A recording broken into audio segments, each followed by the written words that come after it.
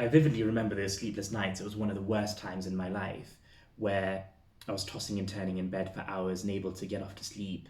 And then I was forced to just get up and go for a walk around the flat. And I would just be left to my own kind of negative thoughts at that time and would just hear the ticking of the clock, tick, tick, tick. And it felt like the seconds were counting down for me losing my mind, frankly.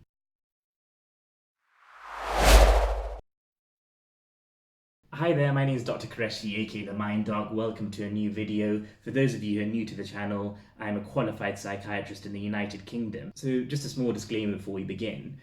I didn't create this video in order to receive any sympathy or to have people feeling sorry for me. Rather, I created the video to try and empower people, to help individuals feel more hope for the future. So we all, without any exception, struggle with our mental health at some stage, if not on a daily basis, unless we're psychopaths and don't have any emotion. So for those of you who are sitting there and are a bit cynical that mental health doesn't affect you and you're completely fine and there are no issues whatsoever, let me say this to you. There's been times where you've been angry, there are times you've been unhappy, anxious, stressed, feeling guilty, feeling discontent. There are times that you get yourself into negative thought patterns, and there are times that you've been faced with tragedy, whether that be the loss of a loved one, loss of a job, financial strain, grief in any way. I learn a lot from my patients, and one of the things that I've learned is that it doesn't take much probing before you discover one or multiple catastrophes or heartbreaks in their life,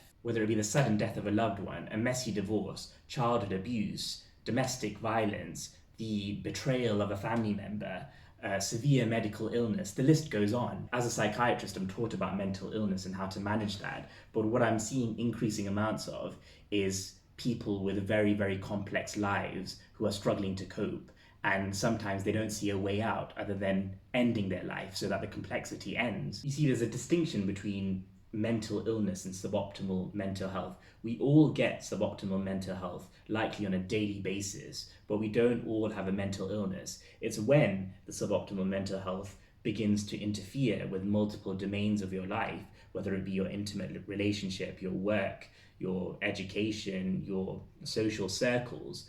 When it starts impacting your functioning, then it has evolved into an illness. An analogy to that is that we are like balloons, and the air is being pumped in, and that air is the complexity of our life.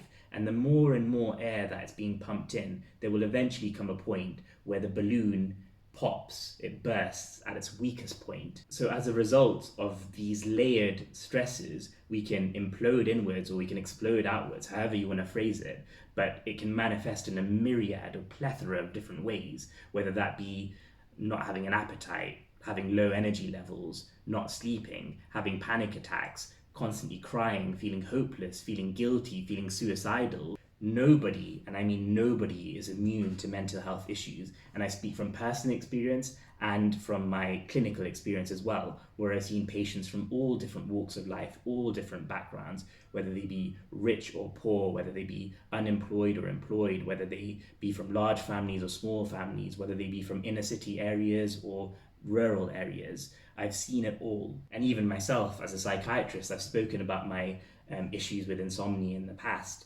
and I'm not ashamed to admit that I've also had panic attacks in the past as well. I think I've had 3 to 4 of them. Thankfully, I've overcome that now. And it's a horrible feeling because you don't know why it's happening. And I was later able to sort of analyze things and sit down and break it all apart. But at the time, you feel this intense state of anxiety. You feel like you're going to die. I was very breathless. I was sweating. I had palpitations. The episodes last for about 30-40 minutes when your adrenaline is on full tap. Unless you've experienced it, it's very hard to describe it and do justice to it. But the way that I would represent it is, we've all been in a situation probably where we've been driving a car and we've just lost our attention or concentration for a brief moment, and we've just veered into another lane, maybe towards the central reservation, and we've looked up in the nick of time and managed to put the car back into the correct lane. And for that fleeting moment, for that split second, we have an intense anxiety, an intense fear. We start breathing heavily, we're shaking, we're rattled. And imagine having that consistently for 20, 30, 40 minutes, and in some cases for even longer extended periods of time, it's not easy. And it's not a weakness to have a mental health illness or suboptimal mental health. Rather, it's one of the greatest shows of strength to be able to identify the problem and overcome it. And as it pertains to mental illness, just as if we would have a physical illness, for example, if we were afflicted with cancer or we had a heart attack, we can't control sometimes what's happening within our body, what's happening within our blood vessels. And similarly, we can't control the chemical processes within our brain that sometimes lead to depression and things like schizophrenia. So why on earth is it that we seek help for physical health problems, but we don't seek help for our mental health issues? Our weaknesses and our ability to work on them is part of what makes us human. If you think about children, they're very vulnerable, and that's one of the things that endears us towards them. If you took away that vulnerability, if you made them 6 foot tall and gave them suits of armor and gave them artificial intelligence and gave them the ability to not display any emotion, then they would cease to be humans, they would cease to be children. And what would be the point of that? So my take-home message is that we're lying to ourselves if we say that we don't have any mental health issues, never have, never will. When it comes to our mental health issues, we sometimes have the ability to overcome this ourselves. Sometimes we need support from our family members or loved ones. Think of the amount of times you've talked out your stresses with your spouse or your friend or your parents. Even without realizing, we're getting help for our mental health and using our loved ones as co-therapists. But if these tactics fail, please do not hesitate to get in touch with medical professionals and seek help, because there are so many different options in trying to feel better and trying to overcome your mental health struggles. And that's one of the many reasons that I became a psychiatrist, and one of the reasons that I started this channel, that I sincerely hope that I can help myself and other people become more confident, more successful, and generally more content in their lives. Thank you very much for watching until the end.